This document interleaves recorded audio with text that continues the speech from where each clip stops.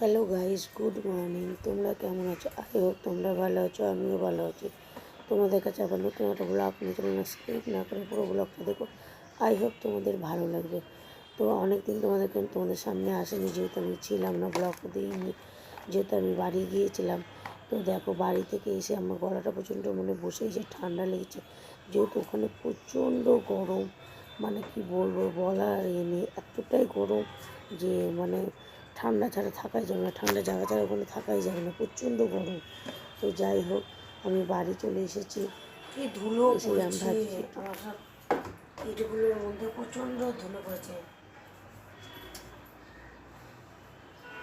বাইরে বেড়াতে না গিয়ে ঘরে থাকাটাই বেটার, যেহেতু বাইরে গেলে এসে ঘরের পুরো হালাত খারাপ।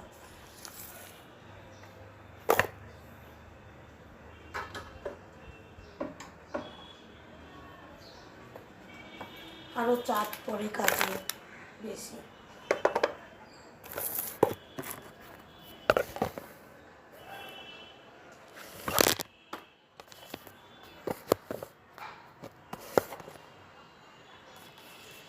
তো ঘরটাকে ক্লিন করছি গোটা রাত্রে এসে, যেহেতু অনেক রাত্রে নেমেছিলাম, ঘরে তেমন কিছু করা হয়নি। আর এসে খালি বেডশিটটা চেঞ্জ করেছিলাম, আর বাকি কিছু তেমন কিছু করা হয়নি। তো অনেক রাত্রে যেহেতু নেমেছিলাম, তো বাড়ি থেকে খাবার দাবার সব পাঠিয়ে দিয়েছিল, তো ট্রেনে কিছু খাওয়া হয়নি, ওই জন্য বাড়িতে এসেই ডিনারটা করেছিলাম। তো যাই হোক, এখন ঘরের সব পুরো হালাত খারাপ হয়ে আছে, ওই জন্য ঘরটাকে পুরো ক্লিন করছি।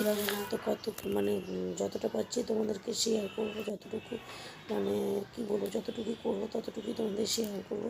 বেশি কিছু হয়তো শেয়ার নাও করতে পারি, কারণ শরীরটা বিশেষ করে এতটাই খারাপ, ভালো লাগছে না। এগুলো তো গলা দেখলেই বুঝতে পারছো।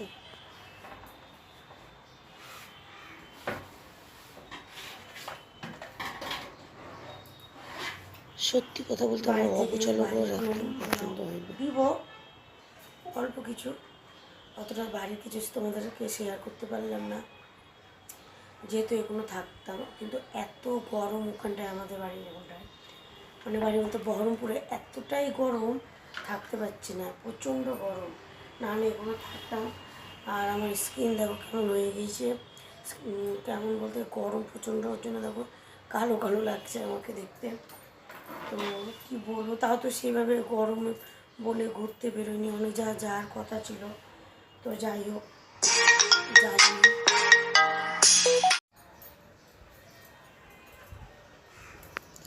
যেহেতু কিছু কিছু জিনিস আমাদের বাড়িতে ওখান থেকে আনা হয়েছে, এখানে পাওয়া যায় না, বহরমপুর থেকে নিয়ে এসেছি, সেইগুলো ঠিকঠাক করে রাখছি। আর সত্যি কথা বলতে আমার অগোছালো ঘর একদম পছন্দ নয়। আমি এমনিতে সারাদিন ঘরের মধ্যে এইটা ওটা করতেই থাকি। আমার পরিষ্কার থাকলেও তা মনে হয় যে পরিষ্কার নয়। আমার অগোছালো ঘর, ছিটানো ঘর বিশেষ করে একদমই ভালো লাগে না গো। ওর জন্য রান্নার তো ঝামেলা নেই, যেহেতু আজকে লাঞ্চ, ব্রেকফাস্ট, ডিনার সব বাইরে থেকে আজকে হবে। না, ডিনারটা হয়তো হতে পারে, ডিনারটা করতে পারি, কিন্তু লাঞ্চ, ব্রেকফাস্ট সব বাইরে থেকে খাওয়া দাওয়া হবে। ডিনারটা করবো, ডিনারটা রাতে তোমরা ফ্রি হয়ে যাবো, ওর জন্য রাতে করবো। না গিয়ে ঘরে থাকাটাই বেটার, যেহেতু বাইরে গেলে এসে ঘরের পুরো হালাত খারাপ।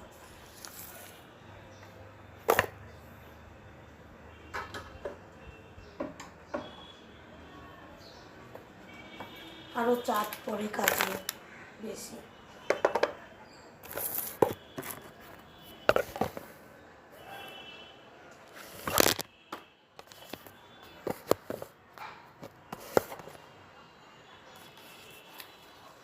এখানটায় এতটা সময় লাগছে, কম্পিউটার টেবিলের নিচে রাখি কিছুটা, এতটাই সময় লাগছে বলে বোঝাতে পারবো না। যেহেতু কিছুটা জিনিস আনা হয়েছিল বাড়ি থেকে, ওর জন্য ঠিক, আর বিশেষ করে মনে যে কোথায় কী রাখবো আমি তাল পাই না, কি বলবো জানো তো। তো ভাবলাম কিছু কিছু জিনিস যেগুলো এখন ইউজ করবো, সেগুলো সব টাইমে যেগুলো ইউজ করবো সেগুলো বাইরে রাখি। আর যেগুলো আছে, আমি তো ডবল বিশেষ করে নিয়ে এসেছি, যেহেতু বারবার তো সম্ভব নয় আমার যাওয়া, ওর জন্য সেগুলো এখানে রাখছি। আর এই যে দেখো, এর মধ্যে ধুলো পড়েছে কম্পিউটারের পর্দা দিয়ে, যেহেতু হয়তো তোমরা তোমরা তো অবশ্য দেখতে পাও আমার ঘরটা, যে রুমটা কেমন কি না কি। তো যাই হোক, এতটাই ধুলো না, আমার একটু ভালো লাগছে না, মনে হচ্ছে চুপচাপ ঘুমিয়ে থাকি, কিন্তু না, আমি এই অগুছালো ঘর রেখে কখনো আমি ঘুমাতে পারবো না। বাড়ি থেকে বাইরে কোনো ব্লগ দিব, এই যে কোনো রুমটাকে মানে মানে কলিং দিয়ে কোনো একটু কাজগুলো পরিষ্কার করে নিচ্ছি, যেহেতু ছিলাম না অনেকটা দিন, এবার সে তো বলেই যাচ্ছে ছিলাম না, তাই না? ছিলাম না তো, তাই হোক কলিং দিয়ে পরিষ্কার করা হয়নি, ওর জন্য ভাবলাম একটু কলিং দিয়ে পরিষ্কার করি, যেহেতু একদিন অন্তর অন্তরই আমি করি, তাও ওর জন্য আমি চিনি না, আমার তো মন মানবে না কলিংয়ে না বুঝলে। তোমাদের সামনে আবার চলে এলাম, অনেকক্ষণ বাদেই এলাম। তো আমার ঘর পুরো ক্লিন করা হয়ে গেছে, কাপড় ধোয়া হয়ে গেছে, চানও হয়ে গেছে, পুজো হয়ে গেছে। এবার একটু ঘুমোবো, যেহেতু শরীরটা প্রচণ্ড টায়ার্ড হয়ে আছে। এতটা দিবে কটা বাজে দেখো, এই যে এখন বাজে 3:10, আর কত কাপড় ধুয়েছি দেখো। বেলকনির মধ্যেই দিয়েছি রুমে, যেহেতু ছাদে গেলাম না, ওয়েদারটা আজকে মেঘলে মেঘলে আছে, ওর জন্য আমি ছাদে যাইনি, সব বেলকনির মধ্যে কাপড়ের ওপরে কাপড় সব মেলে দেওয়া হয়েছে। এই যে দুটো ব্রাশ শুদ্ধ আমার ধুয়ে দিয়েছি, যেহেতু এই ব্রাশ দুটো একটু নোংরা ছিল, ইউজ করেছিলাম। জুতোগুলো সব জুতো ধুয়ে দিয়েছি, এই যে পুরো ক্লিন করে নিয়েছি ঘর। সত্যি বাড়িতে থাকাই ভালো গো, এতটাই চাপ পড়েছে ভাবো কখন থেকে। তাও তো আজকে রান্নার কোনো ঝামেলা ছিল না, তোমাদেরকে তো বললাম যে বাইরে থেকেই খাবার আসবে। তো এই যে পুরো ক্লিন করে নিয়েছি।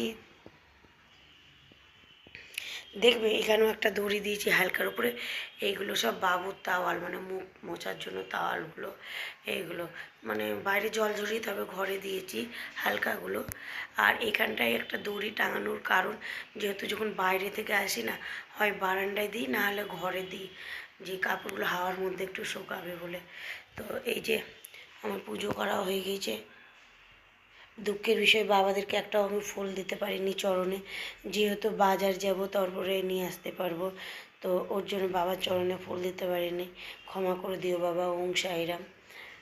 এই যে পুরো ক্লিন। আর এই যে ট্রলিটার মধ্যে এখনও কাপড় চোপড় আছে, এখনও এইটাই বের করিনি ট্রলিটার মধ্যে। তো ট্রলিটার মধ্যে কাপড় চোপড়ে সবই পুরো কমপ্লিট করে নিয়েছি, যা যা নিয়ে আসা হয়েছিল, কারণ বাবার বাড়ি যেমন নিয়ে যাই তেমন আমি নিয়ে আসি। অনেকের তো খুব প্রবলেম হয় আমি কাউকে কিছু দিলে, তো যাই হোক সেটা আমার বাবু বুঝে নেবে। যেহেতু আমার ব্যক্তিগত ব্যাপার, আমি কাউকে কী দিয়ে না দিই সেটা আমি দেখবো, আমি তো কারো ঘর থেকে কিছু দিচ্ছি না, আর আমার যাকে ভালো লাগে তাকে দেবো। এটা মানুষের মাথা ঘামিয়ে কোনো লাভ নেই, আর বিশেষ করে নিজেদের মানুষের মধ্যে বেশি ফাটা লাগবে। আমি একটু যারা ওরা আমাকে দিয়ে রেখে দিয়েছে, ওর জন্য কথাগুলো দিয়েছে। এই যে গাইস, আমি ঘুম থেকে 10 মিনিট আগে উঠলাম, উঠে এই যে সন্ধে দিলাম, এই যে সন্ধে দিয়ে উঠেছি। এখন বাজে 6:35। তো আমি এখন আবার একটু বেরোবো বলতে বাজার যাব, সবজি বাজার, যেহেতু বুঝতেই পারছো ছিলাম না, কিছুই তেমন কিছু ছিল না, তো ওর জন্য একটু বাজারে যাব, পরে তোমাদের সাথে আবার দেখা হচ্ছে। এই যে গাইস, আমি রেডি হয়ে গেলাম, এবার একটু বাজারে যাচ্ছি, বাজার থেকে এসে তোমাদের সাথে দেখা হচ্ছে। এরপরে আমার বাবার বাড়ির কিছুটা ব্লগ করেছি, সেগুলো তোমাকে এই মাঝেই এর মধ্যে বাজার করে চলে এলাম, সবজি বাজার করে সবেই ঢুকলাম, মানে শরীরটা মানে গলার ভয়েসই বেরোচ্ছে না, তো সবেই ঢুকলাম। এই যে বাজার সব, এখন বাজারগুলো সব মানে জামাটাকে আগে চেঞ্জ করব, জামাটা চেঞ্জ করার পর একে একে বাজারগুলো বের করব, বের করার পর তারপরে দেখি ডিনারে কী হবে। তো আবার আসছি তোমাদের সামনে একটু পরে। এত এত পাখি ছিল না তোদের সে দেখুক,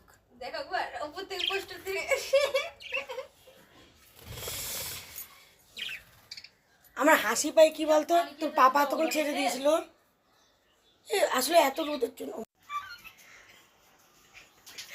পাগল মেয়ে ছিলে তুমি। এই যে দেখো, এখন আমরা সবাই মিলে চান করতে নেমেছি ছাদের মধ্যে, পুরো আমার ফ্যামিলি, তাও খাওয়া দাওয়ার পর চান হবে। এই যে আমার পুরো ফ্যামিলি, এটা দিদি আছে, দাদার মেয়ে আছে, বোন আছে। এই যে আমি একটু কিচেনে ঢুকেছি, কিন্তু তাই ভাবে ভেবো না যে আমি কিছু কাজ করবো, আমি ভালো কোনো কাজই তেমন করি না। বোন বিরিয়ানি করবে, তো বোন বললো যে দিদি একটু মেরে দাও, তাই নাড়তে এসেছি। তাছাড়া আমি কিছুই করবো না, বোন করবে, ও বিরিয়ানি করবে, তাই একটু আলুটা নাড়তে এলাম, আমি আমাকে বললো, তাই কোনো কিছুই করি। তারপরে সন্ধ্যের সময় চলে এলাম, ফ্যামিলি সবাই ছিল, শুদ্ধ ছিল। তো চলে এলাম যে আমাদের ওখানটায় নবীনগরের ওখানটায়। তো চলো বলে চলো বলতে দিদি বললো যে চলো কিছু খাওয়া দাওয়া একটু করি, হালকা করে। যে সবাই মিলে একটু খাচ্ছি সবাই। এই জন্য এই যে গাইস, এখন আমি ডিনারের জন্য চলে এসেছি। আমার মেনুতে মানে আজকে ডিনার করব। তো রাত্রে তেমন কিছু করছি না, হালকা একটু খাবার করব। তো কী করছি সেটাই তোমাদেরকে শেয়ার করছি, চলো। এই যে এখন পেঁয়াজটা ভাজছি, এখানটা পেঁয়াজ মানে এখানটা পেঁয়াজটা ভাজছি, কথাই বলতে পারছি না, গলা এতটাই বসে দিচ্ছে। আর এখানটা আমার জন্য ভাত আর আলু সেদ্ধ। আর এখানটা আছে মাটনের যে কী বলে এটা, মাটনের মেটে চচ্চড়ি করব। আর করব রুটি হবে বাবুর জন্য, মানে মেটে চচ্চড়ি খাবে মাটনের। আর আমার হলো আলু সেদ্ধ ভাত। আজকে রাত্রে এইটাই আমরা ডিনারে খাবো। তো চলো। তো গাইস, আমি যতটুকু পারলাম ততটুকু তোমাদেরকে শেয়ার করলাম। যদি আমার ব্লগটা ভালো লেগে থাকে একটা লাইক কমেন্ট শেয়ার করো, পাশে থেকে সাপোর্ট করো আর সাবস্ক্রাইব করো যদি ভালো লেগে থাকে। অনেক দিন পর আমি ব্লগটা করলাম। তো শরীরের অবস্থা সত্যি, গলা থেকে সবই বুঝতে পারছো, ভয়েস থেকে। তো তোমরা ভালো থেকো, সুস্থ থেকো। ওম সাইরাম। আর কিছুটা আমার বাবার বাড়ির কিছুটা আছে, তার মধ্যে অ্যাড করে দেবো। তো ওম সাইরাম, লাভ ইউ অল।